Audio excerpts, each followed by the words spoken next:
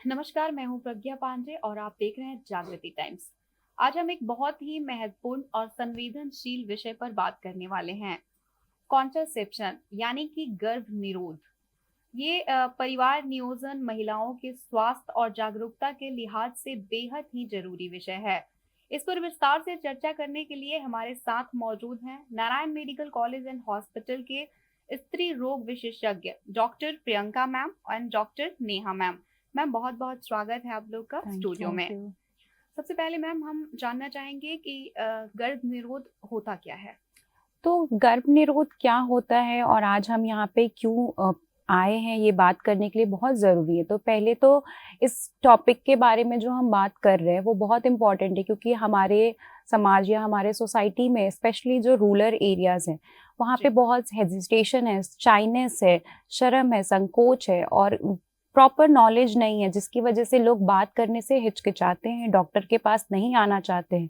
तो इसलिए हम इस टॉपिक पे आज बात कर रहे हैं कि लोगों के बीच में जागरूकता आए कि क्या करना चाहिए, कैसे करना चाहिए और कब डॉक्टर के पास आपको आके मिलना है, इस विषय में जानकारी लेनी है।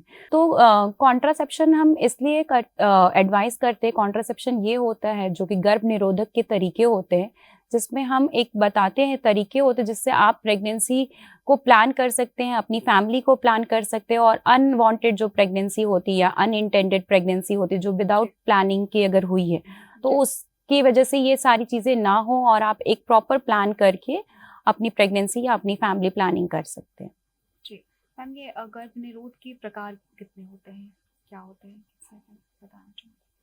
कॉन्ट्रासेप्टिव मेथड्स, जिसको कि हम आम भाषा में गर्भ निरोध बोलते हैं, जी। ये हमारे पास दो टाइप्स के होते हैं। जी। एक होते हैं परमानेंट। ये उनके लिए है जिनको कि अभी आगे फैमिली प्लानिंग की ज़रूरत नहीं है। जी। जिनके बच्चे हो चुके हैं उन्हें अब आगे प्रेगनेंसी की प्लानिंग नहीं है, तो उनके लिए हम परमानेंट मेथड सजेस्ट करते हैं। जी। इसमें दो प्रकार के होते हैं। फीमेल के लिए होते हैं फीमेल स्टरलाइजेशन, जिसे कि हम आम भाषा में नसबंदी बोलते हैं। जी। एंड मेल के लिए होते हैं वेसेक्टमी, है ना। जी। इन्हें भी हम आम भाषा में नसबंदी ही बोलते हैं। जी। एंड टेम्प्रोरी मेथड्स होते हैं, ये उनके लिए है जिन्हें कि आगे प्रेगनेंसी, आगे फैमिली प्लानिंग करनी है, आगे वो प्रेगनेंसी चाहते हैं। जी। एंड ये डिपेंड करता है, इसकी जो चॉइस होती है ये डिपेंड करती है कि जो कपल हैं वो कितने टाइम का ब्रेक लेना चाहते हैं, उन्हें कितने टाइम की स्पेसिंग चाहिए। एंड जो टेम्पररी मेथड्स हैं हमारे पास, वो हमारे हैं, जैसे कुछ मेथड्स होते हैं जिन्हें हम बैरियर मेथड्स कहते हैं, जिनमें कि आते हैं male condoms and female condoms. जी। ये गवर्नमेंट ऑफ इंडिया के थ्रू ये फ्रीली अवेलेबल भी होते हैं हमारे गवर्नमेंट हॉस्पिटल्स में, निरोध निरोध के के नेम नाम से। पे। जी। एंड फिर आते हैं हमारे ओसीपीज, जिन्हें कि हम बोलते हैं ओरल कॉन्ट्रासेप्टिव टैबलेट्स। आम भाषा में हम इन्हें गर्भ निरोधक गोलियां बोलते हैं। जी। ये दो तरीके के होते हैं। एक होते हैं जिनमें कि दो हॉर्मोन्स होती हैं, ईस्ट्रोजन एंड प्रोजेस्ट्रॉन।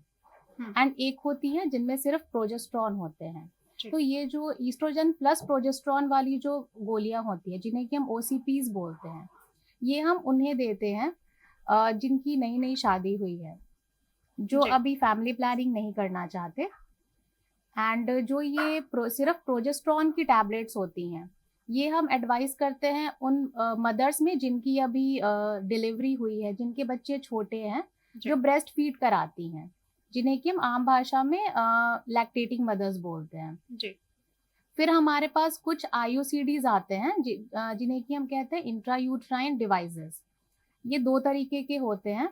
एक कॉपर रिलीजिंग होते हैं जिनमें कि कॉपर होता है, और एक आईयूडी होते हैं जिनमें कि हॉर्मोन्स होते हैं। मैम, जैसे कि आपने बताया कि गर्भ निरोध के लिए जो दवाइयाँ, जो पिल्स लेते हैं कपल्स, उन पे जो है ज्यादातर महिलाएं लेती हैं, तो उनका महिलाओं के स्वास्थ्य पर क्या साइड इफेक्ट है, क्या उसका असर पड़ता है। जैसे कि जो गर्भ निरोधक गोलियां, ये हमारे पास दो टाइप की होती हैं। एक जो ओसीपीज है जिनमें दोनों हॉर्मोन्स होते हैं। तो पहले तो हम पेशेंट सिलेक्शन करते हैं कि किनमें कौन से दवाइयां हम दे सकते हैं।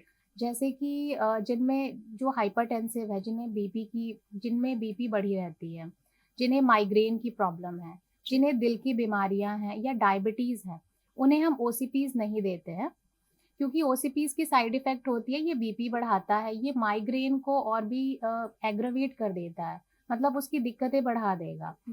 कुछ लोगों को पीरियड्स भी इरेगुलर हो जाते हैं इसके साइड इफेक्ट्स की वजह से। जी। तो उन पेशेंट्स में हम सिर्फ प्रोजेस्टेरॉन वाली मेडिकेशंस ही देते हैं। मैम गर्भ निरोध के तरीके को कैसे चुने? गर्भ निरोध के तरीके तो चुनने के लिए हमारे पास बहुत सारे पैरामीटर्स होते हैं। पहले तो पेशेंट का एज क्या है, वो जो औरत है उसका एज क्या है, जी। मैरिड है, अनमैरिड है, पैरिटी क्या है, मतलब पहले कितने बच्चे हैं, अभी उसको कितने बच्चे हो गए, कितने अबॉर्शन है, जी। या कुछ उसकी फ्यूचर प्लानिंग क्या है। फिर उसके बाद हम देखते हैं कि पेशेंट का प्रेफरेंस क्या है, जो कि बहुत ही इंपॉर्टेंट होता है कि पेशेंट को कैसा कॉन्ट्रासेप्शन, मतलब कितने दिनों के लिए चाहिए, कितने जी। समय के लिए चाहिए, किस पर्पस से चाहिए, कि बस पेशेंट 2 बच्चों के बीच में गैप रखना चाहता है उसके लिए चाहिए, या पेशेंट लॉन्ग टर्म के लिए चाहता है कि बहुत दिन उसको अगर नहीं चाहिए प्रेगनेंसी, या कुछ बच्चा प्लानिंग नहीं कर रहा है तो जी। उस चीज़ के लिए चाहिए। या फिर एक जैसे अगर स्टूडेंट है कोई जिसकी शादी जल्दी हो गई है और वो जी। अपने करियर में फोकस कर रही है और उसको उस चीज़ के लिए चाहिए कि अभी उसको फैमिली प्लानिंग नहीं है, उसका करियर प्रायोरिटी है, तो अगर उसमें है तो उसके लिए पे डिपेंड कर सकते हैं। और बहुत सारे कुछ मेडिकल जैसे कि कंडीशन होते ये हैं। हो गया किशोरी अवस्था के जो लोग हैं गए, हुँ, युवा लोग हो गए, जो हुँ, न्यूली कपल हो गए, जो थोड़े वरिष्ठ हो गए, उनको बच्चों के बीच गैप के लिए चाहिए, तो हुँ। उनके लिए अलग-अलग तरीके होते हैं? हाँ, उनके लिए अलग-अलग तरीके होते हैं। एक कॉन्ट्रासेप्टिव जो मेथड होता है वो सबको फिट नहीं होता है। जी। ये हम एक इंडिविजुअल, एक व्यक्ति के ऊपर देख के बताते हैं कि किस उसके बारे में उनको एक ऑप्शन देते हैं, उनको सजेस्ट करते हैं। फिर उनका भी प्रेफ़रेंस होता है और हमारा भी सजेशन होता है। उसके बाद हम डिसाइड करते हैं कि कौन-सा किसके लिए बेस्ट होगा। लेकिन मैं आपको इसका आंसर देती हूँ। अगर एडोलेसेंट गर्ल है, अगर किशोरी अवस्था में, जी। तो उस टाइम पे हम डुअल प्रोटेक्शन सजेस्ट करते हैं, जो कि एक बैरियर मेथड, मतलब फीमेल या मेल कॉन्डम जी। एंड ओसी पिल्स होता है, जिससे कि हमारा शारीरिक संबंध बनाने से जो इन्फेक्शन होता है, जो एचआईवी, एचपीवी इन्फेक्शन होता है, ये सारी चीज़ें ना हो, इसलिए हम डुअल प्रोटेक्शन यूज़ करते हैं। और अगर एक न्यूली कपल, मैरिड कपल है जो अभी फैमिली प्लानिंग नहीं करना चाहता है या कोई स्पेसिंग करना चाहता है पहले और दूसरे बच्चे में, जी। तो उस टाइम पे हम oral combined contraceptive pills use करते हैं, या फिर हम इंजेक्टेबल कॉन्ट्रासेप्टिव दे सकते हैं, या फिर हम जैसे कि मैम ने बताया इंट्रायूट्राइन डिवाइस डालते हैं, जी। तो वो भी हम डाल सकते हैं, जो कि कॉपर टी होता है, मल्टी लोडेड होता है, 5 साल के लिए डालते हैं। 5 साल के लिए वो काम करता है। अगर आप चाहें मल्टी लोडेड तो पहले भी निकाल सकते हैं, 2 साल 3 साल में निकाल सकते हैं। जी। तो इसलिए तो ये मैम यूज़ करते ये हैं। कॉपर टी का साइड इफेक्ट भी होता है? तो कॉपर टी के बहुत सारे साइड इफ़ेक्ट्स कुछ लोगों को होते हैं, कुछ लोगों को नहीं होते। डिपेंड करता है कि वो इंडिविजुअल का बॉडी का इम्यूनिटी कैसा है, बॉडी कैसे रिस्पॉन्ड कर रही है। क्योंकि एक कॉपर टी जो होता है, एक फॉरेन बॉडी की तरह होता है, जो हम एक शरीर में, महिलाओं के शरीर में डालते हैं। जी। तो इस पे डिपेंड करता है। कुछ लोगों को हो सकता है कि इर्रेगुलर ब्लीडिंग हो जाए, कुछ लोगों को हो सकता है कि बहुत पेन होता है, तो जिसकी वजह से वो निकालने के लिए ट्राई करते हैं कि मतलब कॉपर टी डलवाने के कुछ दिन बाद ही आ जाते हैं निकलवाने। जी। कुछ लोगों को वही बहुत ज़्यादा ब्लीडिंग होता है, पेन होता है। अगर अच्छे से केयर ना किया जाए तो इन्फेक्शन के भी चांसेस हैं। लेकिन अगर ये सब अच्छे से केयर किया जाए, एक हाइजीन मेंटेन किया जाए, प्रॉपर जी, वॉशिंग, जैसे जो हम कैपर एक्सप्लेन में करते हैं। केयर में क्या-क्या कर सकते हैं? जो हम जब भी हम कॉपर टी किसी पेशेंट को डालते हैं, तो हम उनको एक्सप्लेन करते हैं कि उनको क्या-क्या चीज़ों का ध्यान रखना है। जैसे जी। कि एक कॉपर टी का जो हमने थ्रेड जो होता है, उनको हर बार वो फ़ील करना होता है, जब भी वो संबंध बनाएँ या जब भी वो एक बार हफ्ते में वॉशरूम जाएँ, तब भी एक बार फ़ील कर लें कि उनको वो थ्रेड फ़ील हो रहा है कि नहीं। जी। प्लस वो पेरिनियल हाइजीन तो सबको मेंटेन करना होना चाहिए। ऐसा नहीं कि बहुत ऐसा डिस्चार्ज हो रहा है, बदबूदार डिस्चार्ज हो रहा है और वो पेशेंट डॉक्टर के पास नहीं आ रही हैं, या कुछ पेशाब में जलन हो रहा है या संबंध बनाने में तकलीफ हो रही है। तो ऐसे चांसेस होते हैं कि इन्फेक्शन बढ़ जाए। मेंस्ट्रुअल हाइजीन मेंटेन करें कि वो फ्रीक्वेंटली अपना पैड चेंज करे, सैनिटरी पैड चेंज करे, क्लॉथ्स को अवॉइड करे कि क्लॉथ्स, क्योंकि उसके हाइजीन नहीं होते, वो अच्छे से प्रॉपर बैक्टीरिया का ग्रोथ और ये सब चीज़ें प्रिवेंट करने के लिए इंटरवल पे, मतलब रेगुलर इंटरवल पे 4 टू 5 आवर्स या 6 आवर्स पे एक जी। पैड चेंज करें, इर्रिस्पेक्टिव कि वो भरा हुआ है पैड या खाली हुआ है। तो इसलिए वो हाइजीन मेंटेन करना होता है। जी।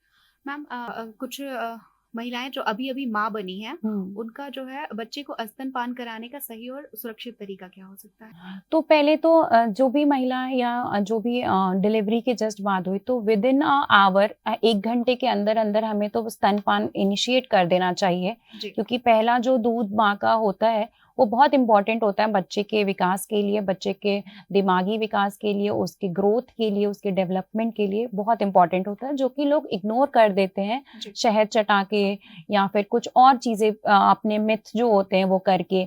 तो वो चीज़ नहीं, अवॉइड करें आप, 1 घंटे के अंदर स्तनपान करें। स्टार्टिंग के 6 महीने बस स्तनपान कराएँ, कोई ऊपरी दूध या पानी ना दें। अगर आपका स्तनपान में मतलब बच्चे का प्रॉपर अगर पेट भर रहा है, फीडिंग में ग्रोथ आ रहा है, बच्चे का अगर ग्रोथ सही है, वेट गेन है, तो आप 6 मंथ्स तक बस एक्सक्लूसिव ब्रेस्ट फीड करें। अगर आपको ऐसा है कि दूध बनने में कमी है या कुछ दूध निकलने में कुछ तकलीफ हो रही है या कुछ दर्द हो रहा है, तो आप अपनी गायनेकोलॉजिस्ट से मिलें, आप अपने पीडियाट्रिशियन से मिलें। लेकिन ट्राई करें कि ऊपरी दूध ना दें, ताकि 6 महीने जो बच्चे का डेवलपमेंट होता है वो बस माँ के दूध से ही इम्पोर्टेंट डेवलपमेंट हो पाता है। तो इसलिए 6 महीने तो बहुत ज़रूरी होता है।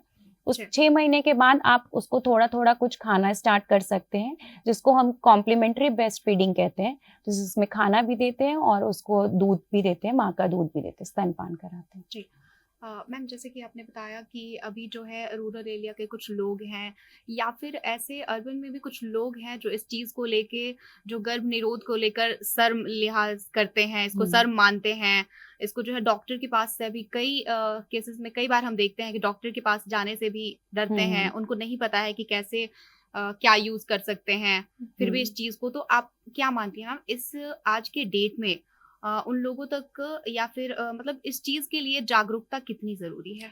इसके लिए तो बहुत ही जागरूकता की बहुत ज़रूरत है, क्योंकि एक सोशल स्टिग्मा बन गया है कि लोग आते नहीं हैं, जो मैंने बताया, शर्म करते हैं, संकोच करते हैं। हुँ। फिर कुछ मिथ होता है जो भ्रम में होते हैं कि अगर हम कॉन्ट्रासेप्शन यूज़ करेंगे तो आगे चल के हमारी फर्टिलिटी पे कुछ असर असर पड़ेगा कि जब हमें बच्चे चाहिए तब नहीं होगा। तो ये सारे मिथ हैं, तो इसके लिए आप एक प्रॉपर गायनेकोलॉजिस्ट से मिलिए, उसके बारे में आपके जो भी इश्यूज़ हैं कि जो आपको चाहिए, जितने दिन आपको स्पेसिंग चाहिए, जितने दिन आप फैमिली प्लानिंग नहीं कर रहे, तो जी। वो आप अपने नीड्स बताएँ कि आपको इतने दिन तक फैमिली प्लानिंग नहीं करनी है।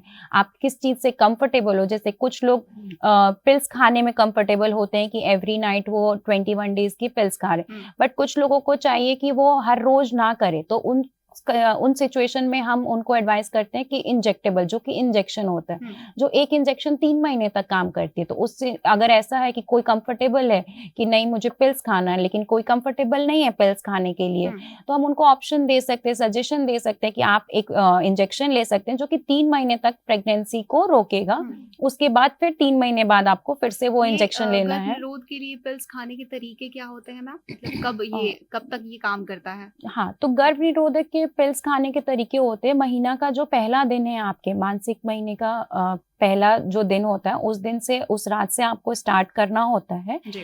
और उसके बाद 21 डेज़ के लिए वो पिल्स कंटिन्यू करना होता है। फिर 7 डेज़ का गैप होता है कुछ पिल्स में, जो जैसे सुविधा होता है, उसमें 7 दिन की आयरन की गोलियाँ भी होती हैं, क्योंकि हमारे इस अभी रूरल एरियाज़ में या फिर जो रिमोट एरियाज़ है, उसमें एनीमिया के भी चांसेस बहुत होते हैं, तो इसलिए 7 जी। दिन का आयरन के टैबलेट्स भी होते हैं और कुछ बस 21 डेज़ के हार्मोन्स होते हैं। तो बेसिकली 21 के डेज़ हार्मोन्स खाना है, फिर 7 दिन का ब्रेक देना है, या तो वो आयरन के टैबलेट खाना है या ब्रेक देना है, एंड फिर जब भी आपका पीरियड आता है, नेक्स्ट साइकिल वहीं से स्टार्ट करना है। एंड जी। इवन गवर्नमेंट ऑफ इंडिया भी इस चीज़ के लिए बहुत इनिशिएटिव ले रही है कि कॉन्ट्रासेप्टिव्स के बारे में रिमोट एरियाज तक भी लोग अवेयर हों। बिल्कुल। And even government of India का बहुत सारे मेथड्स फ्रीली प्रोवाइड करती है, लाइक कॉन्डम्स गवर्नमेंट हॉस्पिटल्स में फ्रीली अवेलेबल है निरोध के नेम से। जी। एंड जो ये पिल्स हैं, पिल्स भी अवेलेबल है सुविधा के नेम से, गवर्नमेंट ऑफ इंडिया में फ्रीली अवेलेबल है।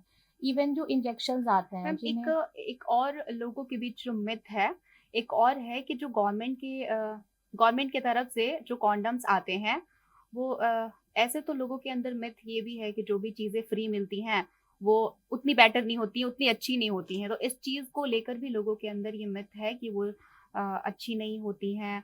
कई दफ़ा होता है कि कॉन्डम्स का जो है कॉन्डम्स फट जाने का ये रहता है। तो इसके कॉन्डम्स लिए फट जाने का रिस्क तो किसी में भी है, या तो हुँ। वो फ्रीली अवेलेबल है तो भी है, अगर आप किसी अच्छे फार्मेसी से ले रहे हो तो भी है। ये सारे रिस्क तो रहते ही हैं, बट अच्छा। ऐसी नहीं है कि गवर्नमेंट अगर कोई चीज़ फ्री ऑफ कॉस्ट सप्लाई कर रही है तो उसकी क्वालिटी बुरी है या वो इफेक्टिव नहीं होंगे। हुँ। ऐसा नहीं है, ये गलत है। गवर्नमेंट ऑफ इंडिया ये इनिशिएटिव इसलिए ले रही है कि जो पेशेंट जो बहुत पुअर है, जो टैबलेट्स खरीद नहीं सकते क्योंकि थोड़े कॉस्टली आते हैं, तो वो फ्रीली अवेलेबल करा रहे हैं, ताकि जो पुअर पीपल है, जो जी। कॉमन पीपल है हमारे सोसाइटी के, वो भी इस चीज तक उनको भी ये चीज अवेलेबल हो। इसलिए government of India free of cost ये सारी चीजें अवेलेबल फिर करा कभी रही है। भी पैसे बीच में नहीं आना चाहिए, एक फैमिली प्लानिंग प्लानिंग के और बीच में। आपके होते हैं ना उसके लोगों के बीच में। मेंटली, मतलब उनके दिमाग में हम्म। ये चीज बैठा हो कि ये चीज फ्री मिल रहा है, तो तो ये वो सही इस नहीं, चीज को लेकर इफेक्टिव नहीं होंगे। ऐसा नहीं effective होता है। होंगे जब भी आप कॉन्डम लेने जाएं या फिर कोई भी ओसी पिल्स लेने जाएं या फिर इंजेक्टेबल जैसा मैम बता रही थी, तो ये सारी चीजों को आप एक डॉक्टर भी प्रिस्क्राइब करने से पहले देखता है कि उसका एक्सपायरी expiry डेट date क्या क्या है है। और पेशेंट के लिए कितना इफेक्टिव है। अगर वो दवाइयाँ खराब हो जाती हैं तो वो पेशेंट को नहीं दिया जाता है, वो डिस्कार्ड कर दिया जाता है। और बहुत सारे तरीके हैं, जैसे कि इसने बताया कि सुविधा है जो कि ओसी पिल्स होते हैं, फ्री ऑफ कॉस्ट है। निरोध हमारा फ्री ऑफ कॉस्ट आता है, जो आशा वर्कर जाके घर घर तक डिलीवरी करती है। इवन घर तो घर में वो आपको प्रोवाइड भी करती है। हॉस्पिटल तक आने की भी जरूरत नहीं है। फिर एक अनंतरा करके इंजेक्शन आता है, अंतरा करके हाँ। इंजेक्शन, जी। तो उसमें जो कि मैंने बताया 3 महीने तक के लिए आपको कॉन्ट्रासेप्शन का बेनिफिट होता है। तो अंतरा है, Even सहेली जो है, छाया ligation है। वो भी जी। Government of India free provide करती है, इवन इंसेंटिव्स भी देती है। जी। बहुत सारे मैम, गवर्नमेंट आज भी हॉस्पिटल। ग्रामीण क्षेत्रों में है, जागरूकता के लिए और क्या किया जाना चाहिए, लोगों के बीच इस चीज की जागरूकता हो? पहले तो प्रॉपर नॉलेज होना चाहिए, एक अवेयरनेस आना चाहिए। अगर आप किसी चीज के बारे में जानेंगे तो जागरूकता आएगी। अगर आप किसी चीज में जानते ही नहीं हो, उसके बारे में आप बात ही नहीं कर रहे हो, उसके बारे में आप शर्म से अपने घर पे बैठे हैं, तो इस वजह से तो जागरूकता नहीं आएगी। तो पहले आप बात करिए, डिस्कस करिए कि क्या सही है आपके लिए, क्या सही है। हर एक कॉन्ट्रासेप्शन सबके लिए सही नहीं हो सकता है, तो सारे इंडिविजुअल पे डिपेंड करता है कि किसके लिए क्या सही है और किसके लिए क्या नहीं सही है। तो इसलिए अभी आप डिस्कस करिए, बात करिए, इसके बारे में पढ़िए, या फिर आप अपने गायनेकोलॉजिस्ट से जाके मिलिए, वो आपके जो भी डाउट्स होगा वो एक्सप्लेन करेगा। इवन आजकल तो इतने एडवर्टाइजमेंट्स होते हैं, इतने सारे कैंपेन्स होते हैं गवर्नमेंट के भी, ताकि रूरल एरियाज में भी लोग अवेयर हो सकें कि कॉन्ट्रासेप्टिव्स इम्पॉर्टेंट है, इनके बारे में बात करनी चाहिए, इनके बारे में सजेशंस लेने चाहिए डॉक्टर से। बिल्कुल बिल्कुल मैम। अच्छा मैम, ये गर्भ निरोध के जो जितने भी तरीके होते हैं, पिल्स होते हैं, जो कॉपर टी होते हैं, इनमें सबसे ज्यादा जो यूज होता है वो अमूमन कॉन्डम्स यूज होते हैं। इसके क्या कारण है? कॉन्डम्स इसलिए भी यूज होते हैं, बैरियर मेथड जो हम करते हैं, कि एक तो पहले इजीली अवेलेबल है, आपको उसके लिए किसी डॉक्टर के पास नहीं जाना है। कि एक जैसे कॉपर टी डलवाना है तो आपको डॉक्टर के पास जाना पड़ेगा, अगर आपको ओसी पिल्स लेना है तो डॉक्टर के पास जाना पड़ेगा, या कोई आपको इम्प्लांट डलवाना है या कुछ किसी भी तरीके का, तो आपको एक डॉक्टर के पास जाना होगा। बट कॉन्डम यूज करने के लिए अभी सबको पता है कैसे कॉन्डम यूज करते हैं, सही तरीका क्या है कॉन्डम यूज करने के लिए। तो उसके प्रिस्क्रिप्शन के लिए आपको डॉक्टर के पास नहीं जाना है, वो किसी भी pharmacy store, even general store तक पे अवेलेबल होता है। तो एक तो इजी टू अवेलेबिलिटी होती है, कैरी करने को होता है, चीप होता है, सस्ता भी होता है और इफेक्टिव भी होता है। और अगर कोई जैसे कि नहीं चाहता है कि आगे चल के, अभी उसने प्लानिंग नहीं की है कि बच्चा चाहिए या नहीं चाहिए, कुछ अभी उसको टेम्परेरी मेथड ही चाहिए, तो कॉन्डम बैरियर मेथड बहुत होता है, सही होता है एक तरीके से उनके लिए। प्लस ये चीज होता है जो एसटीडी प्रिवेंट करता है, सेक्सुअली ट्रांसमिटेड डिजीज प्रिवेंट करता है। तो कॉन्डम इसलिए भी यूज होता है क्योंकि वो इजी टू यूज होता है, चीप होता है। जी मैम, परिवार पूरा हो जाने के बाद, जैसे अब बच्चा नहीं चाहिए, तो उसके बाद कौन से क्या ऑप्शन है गर्भ तो निरोध के? उसके भी जैसे मैंने बताया कि एक कॉन्ट्रासेप्टिव एडवाइस या एक गर्भ निरोधक सबके लिए फिट नहीं होता है, तो उसके लिए भी ऑप्शन है। अगर आपका परिवार कंप्लीटेड है और अगर आप चाहते हो कि आगे चल के मुझे कोई बच्चा नहीं चाहिए, और एक आप कोई परमानेंट सॉल्यूशन चाहते हो कि आप किसी ऑपरेटिव मतलब इंटरवेंशन चाहते हो या सर्जरी चाहते हो, तो जैसा कि मैम ने बताया उसमें आप 2 तरीके से कर सकते हैं, जिसमें होता है फीमेल एंड मेल ऑपरेटिव दोनों होता है। तो फीमेल में हम फीमेल की ट्यूब को बंद करते हैं, जिसको हम कहते हैं ट्यूबल लाइगेशन या नसबंदी, और मेल में सेम हम करते हैं वैसेक्टमी, जो दोनों सेफ है, दोनों के लिए सेफ है। एंड गवर्नमेंट इसको इनिशिएटिव देती है, पैसे मिलते हैं। अगर एक फीमेल करती है, एक मेल करता है, उसको भी पैसे मिलता है, फ्री ऑफ कॉस्ट होता है।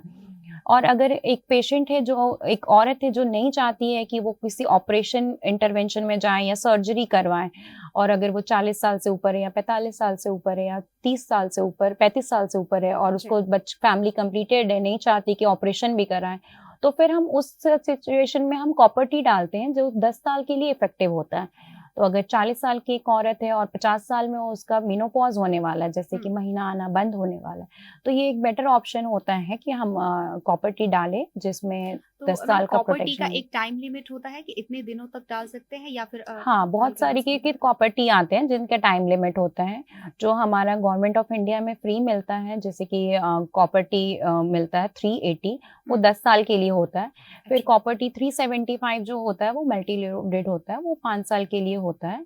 एंड जो मेरीना होता है, जो हार्मोन निकलता है जिससे प्रोजेस्टेरॉन निकलता है, वो हमारा 5 साल के लिए होता है। उसके और भी बेनिफिट्स होते हैं कि अगर किसी महिला को ज़्यादा खून जा रहा है या इर्रेगुलर ब्लीडिंग या बहुत पेन होता है मानसिक महीना के टाइम पे, तो उस टाइम पे हम प्रोजेस्टेरॉन वाला यूज करते हैं। कोई लेडीज अगर कॉपर टी डलवाती हैं तो उसके बाद उनके आम जीवन में क्या क्या चीजें प्रभावित हो सकती हैं, उनके स्वास्थ्य पे कोई इफेक्ट पड़ सकता है, वो अपने रेगुलर लाइफ में क्या क्या चेंजेस उनको करने चाहिए, क्या क्या वर्जित करना चाहिए? ऐसा कुछ वर्जित नहीं करना चाहिए, जैसे मैंने आपको पहले भी बताया कि हम कुछ चीज़ें एक्सप्लेन करते हैं जिसमें उनको वो थ्रेड चेक करना होता है, मेंस्ट्रुअल हाइजीन मेंटेन करना होता है, पेरिनियल हाइजीन। उन्हें इरेगुलर ब्लीडिंग हो, इरेगुलर पीरियड्स हो सकते हैं 3 to 4 months and with time, लेकिन वो बेटर हो जाते हैं।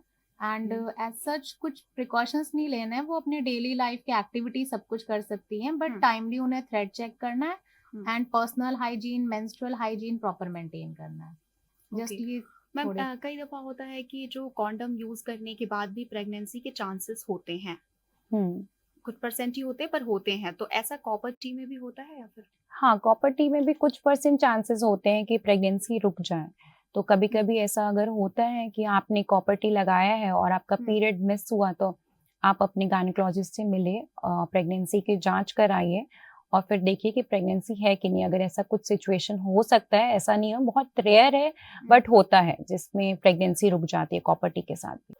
मैम एक लास्ट सवाल होगा मेरा, आप नवविवाहित और खासकर युवा पीढ़ी के जो लोग हैं उनके लिए क्या सलाह देना चाहेंगे?